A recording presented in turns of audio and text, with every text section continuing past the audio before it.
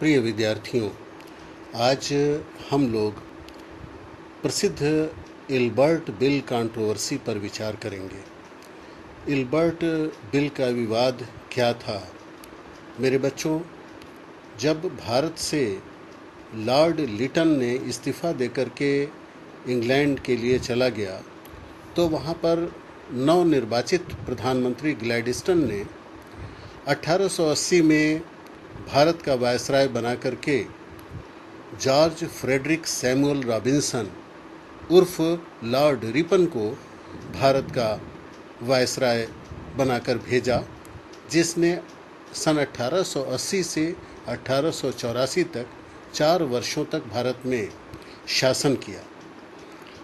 Lord Curzon ने आगे चल करके ब्रिटिश गवर्नमेंट इन इंडिया नामक पुस्तक में लिखा था कि लॉर्ड रिपन का 4 वर्ष का छोटा सा शासनकाल भारत में राष्ट्रवादी विचारधारा के लोगों के लिए एक मसीहा के जन्म की कथा है। बच्चों, तुमने भारत में सुधारवादी governor general lord William Bentinck का नाम सुना है। उसने भी बहुत सारे सुधार किए थे और लॉर्ड रिपन ने भी भारत में अपने स्थानीय स्वशासन के प्रयासों से, विकेंद्रीकरण के, आर्थिक विकेंद्रीकरण के प्रयासों से, शिक्षा में सुधार के प्रयास से, हंटर कमीशन के सुधारों के प्रयास से और अनेक प्रशासनिक सुधारों से, कृषि के क्षेत्र में और तमाम क्षेत्रों में उसने आधुनिक भारत के निर्माण में उसने एक तरह से शिलालेख स्थापित किया। उसके स्थानीय शासन के सुधारों के नाते ही उसे father of local self government भी कहा जाता है।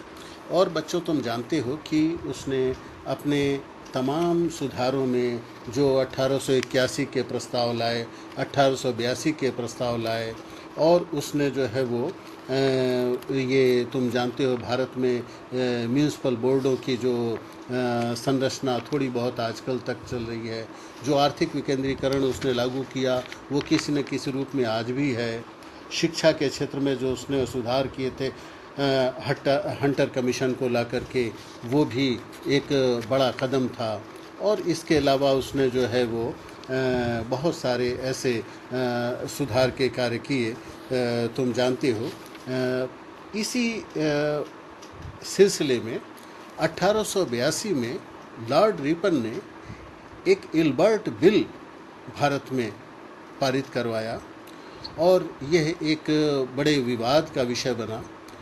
बच्चों, लॉर्ड रिपन न्यायिक व्यवस्था में भी, जो भारत की न्यायिक व्यवस्था थी, उसमें भी उसने सुधार लाने का प्रयास किया। और उस समय जो भारत का क्रिमिनल प्रोसीजर कोड था, उसके तहत कोई भी भारतीय सेशन जज जो प्रेसिडेंसी के नगर थे, उनको छोड़कर किसी यूरोपीय जन्म के व्यक्ति का मुकदमा नहीं सुन सकता था। और ये एक तरह से बड़ी पुरानी व्यवस्था थी, जिससे न्याय के क्षेत्र को एक ठेस पहुंचती थी। और बच्चों, तुम्हें बताऊं कि तमाम भारतीय सिविल सेवाओं में जो उत्तरदायित्व के पदों पर कार्य कर रहे थे, जिन्होंने अपनी सलाहियत, अपनी योग्यता सिद्ध की थी, वो इस भेदभाव से दुखी रहते थे और ब्रिटिशों को उच्चता की भावना जो उनके अंदर थी, उसे वो चाहते थे कि वो मिटे और उसे मिटते हुए देखना चाहते थे। लॉर्ड रिपन ने ये निर्देश दिया और अपने उसके विधि सदस्य जो थे इल्बर्ट, उसको उसने अपॉइंट किया, जिसने इल्बर्ट ने बिल पेश किया और गवर्नर जनरल की एग्जीक्यूटिव ने, कार्यकारिणी ने इसे पारित किया। लगभग सारे जो प्रांतीय सरकारें थीं, फरवरी 1882 में उन्हें पारित करके इंपीरियल लेजिस्लेटिव काउंसिल के सामने पेश किया। A.K. रैडक्लिफ ने सर विलियम वेडनबर्न नामक पुस्तक में लिखा है कि एक छोटा सा काम था जिसका लक्ष्य न्यायिक क्षेत्र में छोटा सा बदलाव था। बच्चों, यूरोपीय लोगों को की इसके खिलाफ बड़ी ही तीखी, बड़ी ही भयानक प्रतिक्रिया हुई और कलकत्ता के टाउन हॉल में यूरोपियों की विरोधी सभाओं में बड़े बुरे बुरे लेक्चर्स दिए गए। बंगाल प्रेसिडेंसी और दूसरे जगहों पर काफ़ी हो हल्ला मचा। जो यूरोप के लोग चाय के बागान चलाते थे, नील पैदा करते थे, उन लोगों ने इसमें ज़्यादा हिस्सा लिया। यूरोपीय महिलाएं ख़तरे में हैं, इस तरह के नारे भी दिए गए। और मेरिडिथ टाउनशेंड ने स्पेक्टेटर नाम के समाचार पत्र में लिखा था, जो बड़ा प्रसिद्ध अखबार था उस समय का, कि क्या आप चाहेंगे कि किसी भी पल आपकी बीवी को उसकी नौकरानी को चांटा मारने के झूठे इल्ज़ाम में 3 दिन के लिए जेल की सज़ा हो जाए और जो मजिस्ट्रेट हो वो तांबे के रंग वाला एक काफिर हो, जो संभवतः कोई दूसरा धर्मावलंबी हो, और वो हमेशा इस मौके की तलाश में रहता हो कि कब मौका मिले और वह गोरे लोगों को, अंग्रेज़ों को सज़ा दे। बच्चों, 29 मार्च 1883 को इंग्लिश मैन अखबार में एक फेक एडवर्टीज़मेंट, एक झूठा विज्ञापन प्रकाशित हुआ, जिसमें लिखा था कि स्वच्छता कर्मियों, पंखा कुलियों, भिश्तियों को सैदपुर आवास की पर ज़रूरत है। एंट्रेंस का इम्तहान पास बंगाली बाबू अप्लाई करें। पुराने बंगाली मजिस्ट्रेटों को इसमें वरीयता दी जाएगी। भारतीय जजों को अंग्रेज़ लोग आबनूसी रंग के बाबू कहते थे।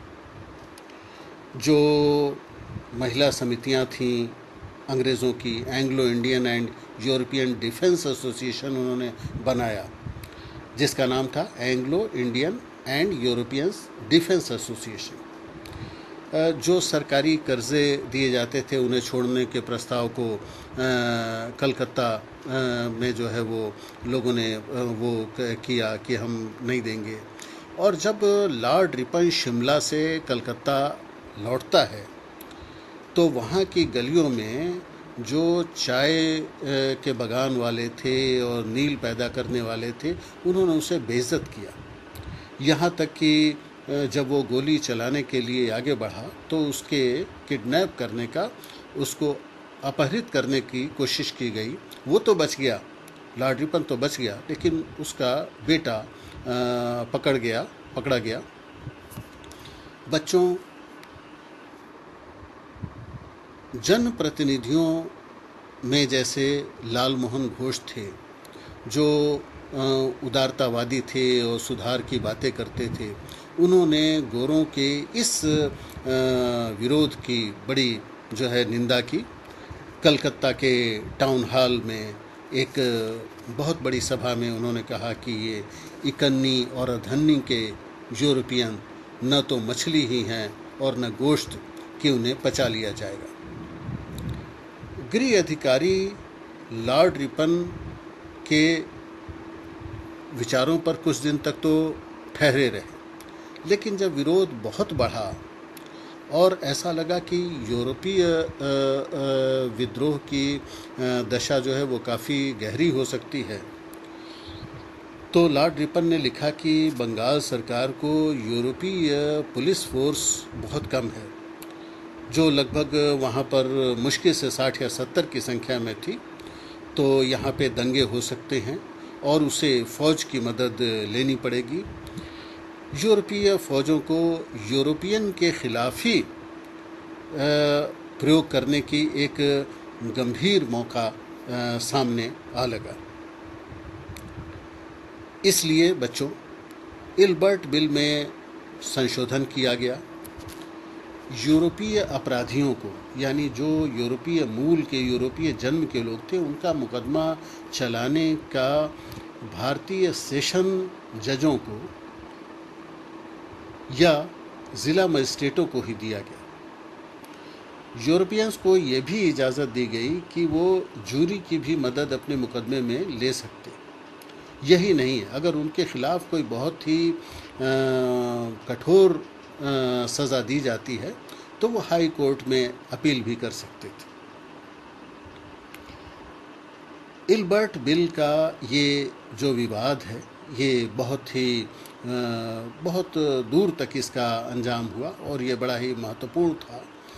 और बच्चों, रैडक्लिफ ने ये लिखा है कि उस समय इल्बर्ट बिल के झगड़े ने पढ़े लिखे भारतीयों को भावी राजनीतिक विरोध का तरीका सिखाया।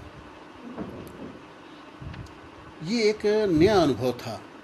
सरकार और समाचार पत्रों में छपी हुई जो तमाम भर्त्सना, निंदाएं, गालियां थीं, वो सब दब तो गईं, लेकिन इस आंदोलन के 2 साल बाद ही, याद रखना मेरे बच्चों, इस आंदोलन के यानी इल्बर्ट बिल के खिलाफ जो ये तमाम गुस्सा फूटा था, ये वाद विवाद हुआ था, इसके ठीक 2 साल बाद इंडियन नेशनल कांग्रेस की और यूरोपियन एसोसिएशन की स्थापना 1885 में होती है, जैसा कि तुमने पढ़ा है। और इल्बर्ट बिल के इस विवाद ने वाकई में भारत में राष्ट्रवादी भावना को दृढ़ किया। ब्रिटिश हुकूमत के खिलाफ भारत में एक राष्ट्रीयता की भावना जन्मी और यह आंदोलन भारत के स्वाभिमान को एक आघात था। भारतीयों को इसमें जातीय विद्वेष की भावना भी जन्मी। और H.G. रॉलिंसन ने the British achievement in India नाम की किताब में लिखा है कि लॉर्ड रिपन के वायसरायटी के समय, उसके वायसराय के काल में के अंतिम समय में भारत में जातीय भेदभाव के जो झगड़े उठे, उनसे काफ़ी दिक्कतें, काफ़ी परेशानियां आईं। लॉर्ड रिपन ने जो भारत में इज्जत पाई, भारतीयों के दिल में, भारतीयों जो राष्ट्रवादी भारतीय थे उनके हृदय में उसके प्रति एक आदर, एक सम्मान, एक भक्ति, एक समर्थन की भावना जन्मी। और ये बात हिस्ट्री ऑफ ब्रिटिश इंडिया में रॉबर्ट्स भी मानता है। जब लॉर्ड रिपन ने 1884 में अपना पद छोड़ा था और यहाँ से वो इंग्लैंड के लिए रवाना हुआ, तो उसके रास्ते में भारतीय लोगों की भीड़ बहुत बड़ी थी। राष्ट्रवादी जो भारतीय थे उनका दिल उसे एक मसीहा के रूप में देखता था, क्योंकि लॉर्ड रिपन ने बहुत सारे सुधार किए थे। तुम जानते हो कि बंगाल टेनेंसी बिल उसने तैयार करवाया था और उसने प्रथम फैक्ट्री एक्ट पारित करवाया था। उसने जो है वो बच्चों, जब 1884 में उसकी अपने वापसी होती है, तो ऐसे प्रिय, उदार और विराट मानसिकता वाले अपने वायसराय को विदा करने के लिए जो उसके तमाम सुधारों को ध्यान में रखते हुए उसको बहुत लोगों ने उसे पसंद किया था और उसको जो है वो बहुत ग्रैंड फेयरवेल एक तरह से दिया गया। और उसी के परिणाम स्वरूप जो भारतीयों में एक उत्तरदायित्व का प्रशिक्षण हुआ और इल्बर्ट बिल के इसके बाद ही हाई कोर्ट में मुख्य न्यायाधीश के रूप में एक भारतीय की नियुक्ति भी हुई और राजनीतिक और राष्ट्रीयता की भावना जागी। जब वो पदमुक्त हुआ तो एक हीरो की तरह विदा हुआ। बॉम्बे में जो विक्टोरिया टर्मिनस स्टेशन है, अगर तुमने देखा हो तो उसके सामने बॉम्बे म्यूनिसिपल कॉरपोरेशन की भव्य इमारत है, उसकी नींव उसी वक्त उसने रखी और उस सभा की जो उस वक्त म्यूनिसिपल कॉरपोरेशन के अध्यक्ष थे सर फिरोज शाह मेहता, उन्होंने एक बड़ा ज़ोरदार भाषण दिया उसके सम्मान में। और वापसी के समय जब उसकी कार बॉम्बे की गलियों से गुज़र रही थी तो तमाम मंदिरों में, जैसे मुंबा देवी में और भुलेश्वर में, वहाँ के पुजारी लोगों ने उसको जो है वो आशीर्वाद दिया और उसको चांदी के गोले भी भेंट किए गए। बॉम्बे के व्यवसायियों और व्यापारियों ने उसे हीरे जवाहरात की उपहार दिए। भारतीयों के दिल में जो राष्ट्रवादी थे, उन्होंने दुखी हृदय से उसको विदा कहा और उसके दीर्घ आयु की कामना की। बेटे, 1880 से 1884 में लॉर्ड रिपन का ये समय और उसमें इल्बर्ट बिल का ये विवाद और इसमें यूरोपियनों के मुकदमों को भारतीयों द्वारा देखे जाने की पहल एक भारतीय राष्ट्रीय भावना को शुरू करने की एक मील का पत्थर था। और यही था इल्बर्ट कंट्रोवर्सी, यानी इल्बर्ट बिल का विवाद। धन्यवाद।